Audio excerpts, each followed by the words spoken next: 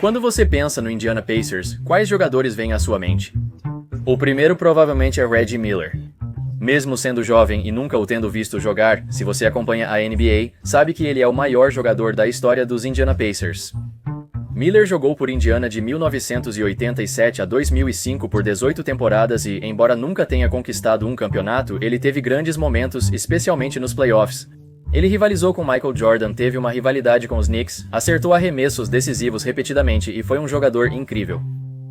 Além do Miller, quem mais vem à mente?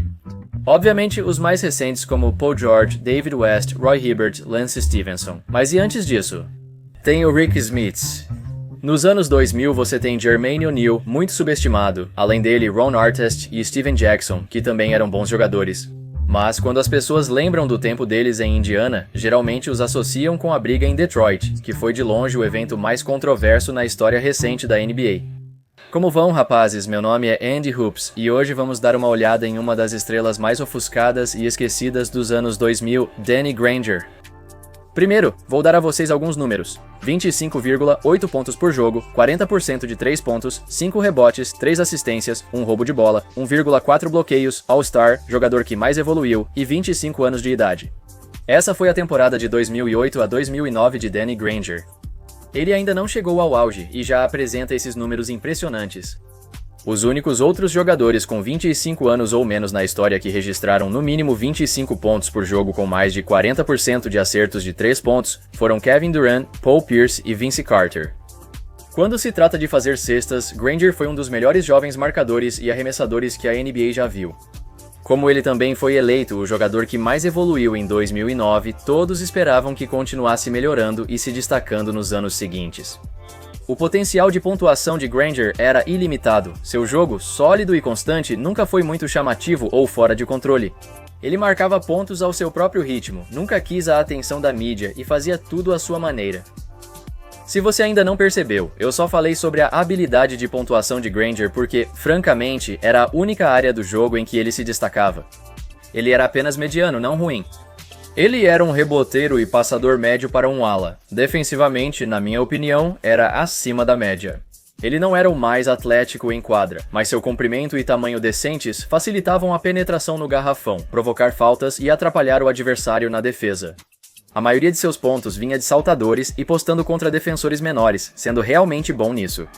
Granger entrou na NBA em 2005 como a 17ª escolha do draft, e entre 2005 a 2009, Granger se tornou o primeiro jogador na história da NBA a melhorar sua média de pontos em pelo menos 5 pontos por jogo a cada temporada em seus primeiros 4 anos, então parecia que ele iria continuar a melhorar. No entanto, na temporada de 2009 a 2010, com apenas 26 anos, Granger começou a ter alguns problemas sérios no joelho. Ele já teve alguns problemas com os joelhos antes, mas não era tão sério até agora. Ele perdeu 20 jogos na temporada, com queda na média de pontuação e porcentagens de arremessos. Ele ainda marcava mais de 24 pontos por jogo, mas pela primeira vez em sua carreira, mostrou sinais de desaceleração, algo estranho para um jogador tão jovem. Além das lesões, os Pacers estavam com dificuldades.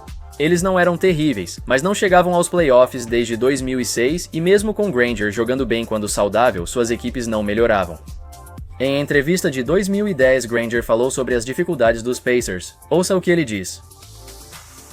No momento não estamos jogando muito bem. Caras machucados, sabe? Caras voltando. Não temos a química necessária para o sucesso no momento. Eu acho que com o tempo, sabe, vai se resolver. Mas infelizmente não se resolveu. Bem, para a equipe sim, mas para ele não. No draft de 2010, os Pacers selecionaram Paul George, um passo crucial para o retorno da equipe aos playoffs. Na temporada de 2010-11, os números de Granger caíram novamente. Ele estava saudável e jogou 79 partidas na temporada, mas era evidente que perdeu muito de seu atletismo e rapidez. Ele já não era muito atlético, mas os problemas no joelho pioraram ainda mais sua condição física. Às vezes, ele disse que ainda sentia muita dor nos joelhos, que se acumulou das temporadas anteriores. Granger ainda jogava bem, mas não correspondeu às expectativas. As pessoas achavam que ele deveria ter sido muito melhor. Apesar disso, houve boas notícias. Ele levou seu time aos playoffs pela primeira vez em 5 anos com um recorde de 37-45, ainda ruim, mas pelo menos chegaram lá. Granger manteve uma média acima de 20 pontos por jogo na temporada, continuando a converter cestas. Na primeira rodada, os Pacers enfrentaram o Chicago Bulls em jogos acirrados, mas não conseguiram vencer a série. Perderam a série em 5 jogos, mas o futuro parecia promissor para Granger e seu time. Quer dizer, era isso que parecia. Na temporada de 2011-12, Granger permaneceu relativamente saudável, mas seus números continuaram a cair. Nesta temporada, vimos uma grande mudança de poder na equipe. David West juntou-se aos Pacers na off-season e Paul George estava em ascensão. Granger ainda era o principal artilheiro dos Pacers, mas agora a equipe vencia jogos com uma abordagem mais coletiva e uma defesa forte. Os Pacers chegaram à segunda rodada dos playoffs de 2012 antes de cair para o Miami Heat em 6 jogos. Mesmo que os Pacers tenham perdido, a temporada ainda foi vista como um sucesso. Eles venceram sua primeira série de playoffs desde 2005 e o futuro parecia promissor. No entanto, ele mal sabia que essa seria a última aparição de Granger nos playoffs como um Indiana Pacer. Antes da temporada 2012-2013, Granger foi diagnosticado com tendinose patelar e precisou passar por uma cirurgia no joelho esquerdo.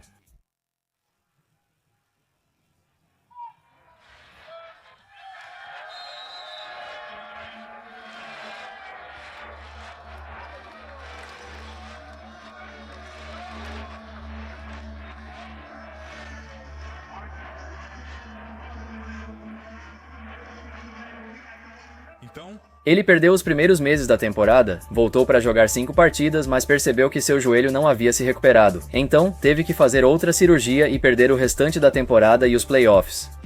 Neste ponto, a carreira de Granger parecia estar acabada. Os Pacers chegaram à final da Conferência Leste sem ele, e considerando tudo, eles eram uma equipe melhor sem ele de qualquer maneira. Mesmo que Granger se recuperasse, possivelmente nunca voltaria ao mesmo nível de antes. E isso se provou ser correto. Na temporada de 2013 a 14, Granger teve média de apenas 8 pontos e 4 rebotes por jogo, com 36% de acertos nos arremessos, saindo do banco. Ficou evidente que ele nunca se recuperou das lesões no joelho após várias cirurgias e, estatisticamente, era um dos piores jogadores da liga em termos de percentual. Como resultado, os Pacers perceberam que não tinham mais utilidade para Granger, então o negociaram para os 76ers em troca de Evan Turner e Lavoy Allen. No entanto, o que a gestão dos Pacers não percebeu foi o quão importante Granger era no vestiário. Todos na equipe o amavam, ele era um companheiro de equipe incrível. Neste momento, Paul George era o melhor jogador do time e considerava Granger seu mentor e irmão mais velho. Depois de negociar Granger, os Pacers terminaram a temporada com apenas um recorde de 15-13 depois de começar a temporada 40-13. Sem a liderança e presença de Granger no vestiário, os Pacers entraram nos playoffs jogando de forma inconstante.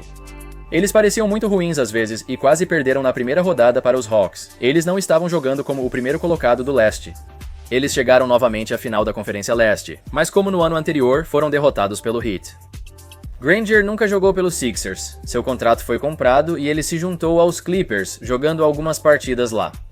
Depois, ele se juntou ao Heat na próxima temporada e teve uma média de apenas 6 pontos por jogo. Ele foi negociado mais vezes, mas não jogou mais devido a problemas persistentes no joelho. A última vez que ele jogou na NBA foi em 2015. Ao longo de sua carreira, ele foi um jogador extraordinário. Aos 25 anos, com uma média de quase 26 pontos por jogo, ele está em um grupo muito seleto de jogadores, o que inclui caras como Michael Jordan LeBron, Kobe, Durant, Shaq, jogadores que são considerados alguns dos maiores pontuadores de todos os tempos. É lamentável que lesões tenham impedido o pleno desenvolvimento da carreira dele. Isso também levanta a questão: os Pacers teriam ganho um campeonato se Granger permanecesse saudável? Os Pacers não contaram com ele nos playoffs de 2013 e 2014, onde levaram o Heat a 7 e 6 jogos, respectivamente. Mas se Granger nunca tivesse sofrido com suas lesões e ainda estivesse saudável, eles teriam vencido? E mesmo que tivessem, seriam capazes de vencer os Spurs na final? Deixo vocês decidirem isso. Quis fazer este vídeo principalmente porque poucas pessoas lembram o quão bom Danny Granger era. Ele nunca recebeu o respeito merecido, mesmo tendo tido ótimos anos. Quando os Pacers se tornaram contendores legítimos, ele já não estava mais lá. Eu só queria deixar claro que houve um tempo em que Granger estava à beira de se tornar uma superestrela e ele era um dos marcadores mais letais de toda a liga.